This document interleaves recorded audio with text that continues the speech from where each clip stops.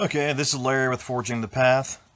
This is going to be a breakdown of what fighters and or teams should bring to tournaments as their repair kits, so on and so forth.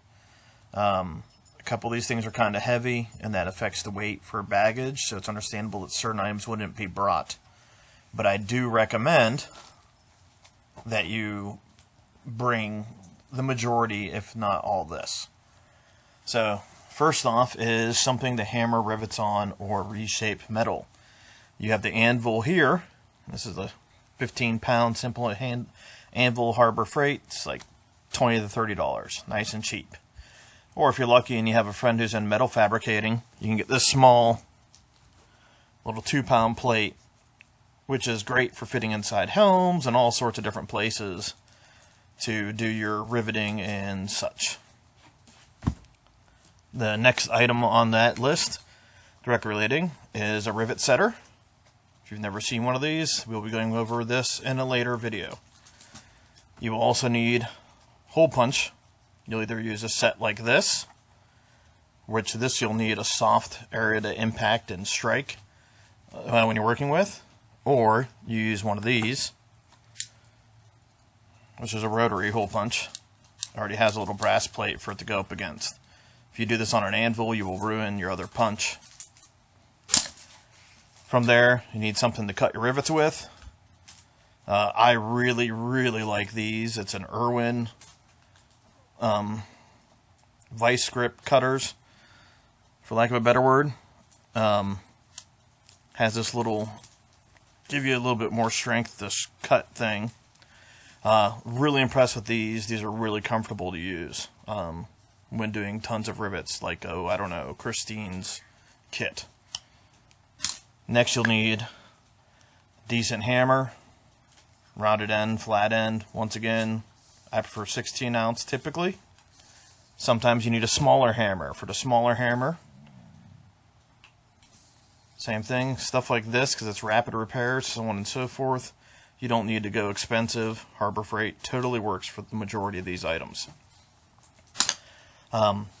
You also, this is more of a team repair tool and not a primary repair tool, because you should already have everything cut. This is a strap cutter for making straps for your armor, so on and so forth. This you shouldn't need, because you should already have straps cut. But if you need straps cut, it's a good freaking idea to bring it. I recommend having a multi-tool. If not a multi-tool, at the very least, have a set of pliers. That's pretty simple there. For marking points on either rivets that you need to punch out because the strap's been broken, this is a spring punch. Then this is a mixed opinion. Me personally, I debate the idea of using cheap rapid rivets from Tandy Leather when doing repairs at the event, because more likely the repair isn't a repair that you actually want done. It's a repair that you needed done fast. So when you get home, you're going to fix it and put nice pretty rivets and a better strap and all that kind of stuff in it.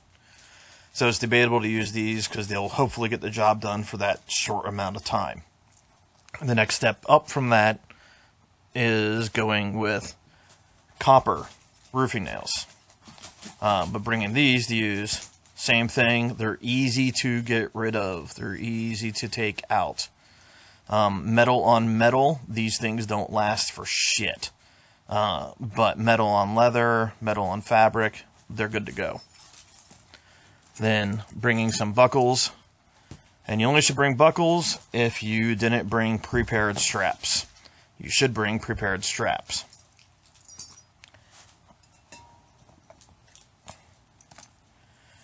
Prepared straps. Straps are already cut to the width and length of your various buckles.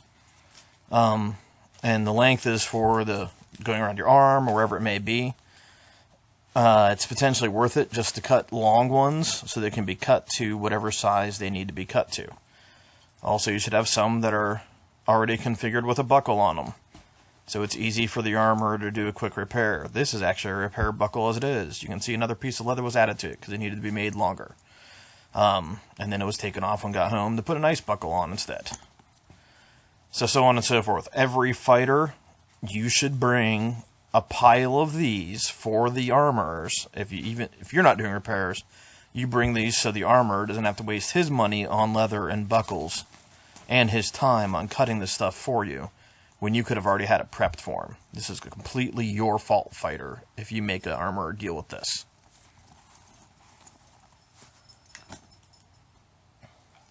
Then your arming points. For your arming points, these are little leather tabs that you sew onto your gambeson as your arming point. We will do a video to explain the use and how arming points work. You should bring a couple of these, because it's really weird how sometimes some things tear and fall off. It totally catches you off guard, to say the least. But bringing a couple of these prepared, with holes and everything already set up in them. Also with arming points, you need to be able to sew them on. This is upholstery thread. There we go, get the focus better. Upholstery thread seems to work pretty good. Your other option is to go with actual sinew. You can use synthetic or not. Natural sinew, that's 100% truly natural sinew, works best in my opinion. But it's hard to find actual natural sinew, at least where I live. Your arming point, then, you're going to be tying things, tying your armor on, so on and so forth. From Amazon, you can order linen cord. This tends to work very well. Little to no issues, and you still get that historic-ish appearance.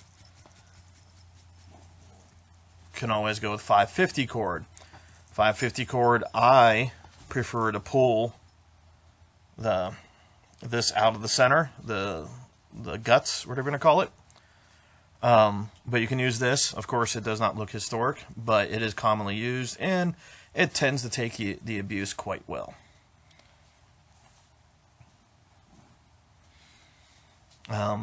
From there, for removing rivets, I always have my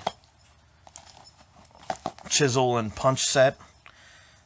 This is for busting rivets off, so on and so forth, or punching them out, etc. You can always use a battery-powered Dremel or drill with a cutting wheel. Personally, this tends to work better, in my opinion. Sometimes slower, but works better on how it takes care of your gear. Lastly, is at the end of the day, you want to oil all your stuff down. Me personally, I've been a real big fan of this new style of WD-40.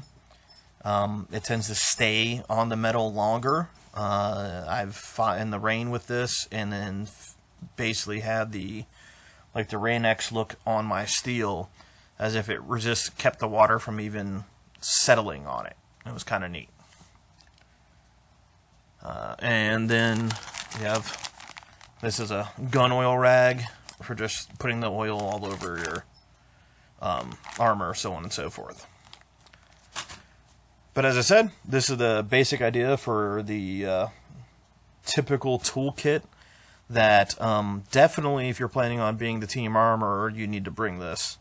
And if not that, you need to bring at least half this stuff if you're going to be a fighter. Because you shouldn't expect nor plan for someone else to do your job. So, alright guys, have a good day.